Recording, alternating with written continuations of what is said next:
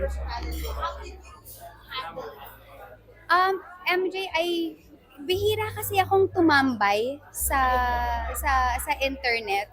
It's actually parang people or friends na magme-message sa akin, magvo-Viber na, okay, lumabas to, is this true, ganyan-ganyan. So, ang gagawin ko kapag may mga ganyang klaseng news, babasahin ko siya, and then I would tell, let's say, that person, whoever sent it to me, whether it's true or not. But then, I mean, para ma-affect ka talaga on a deep level, I try to somehow manage my emotions kapag ganyan, especially kapag kami mga nasasabi sa yung below the belt.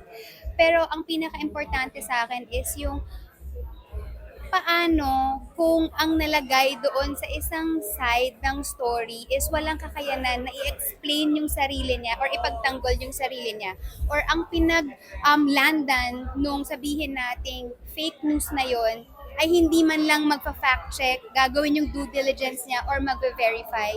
So madali silang mabibiktima ng mga bagay na hindi totoo at madali silang mapapaniwala. Last, parang perfect timing to kasi election season. Is this like a social movie, social piece para mag-isip yung mga tao? Or nataon lang?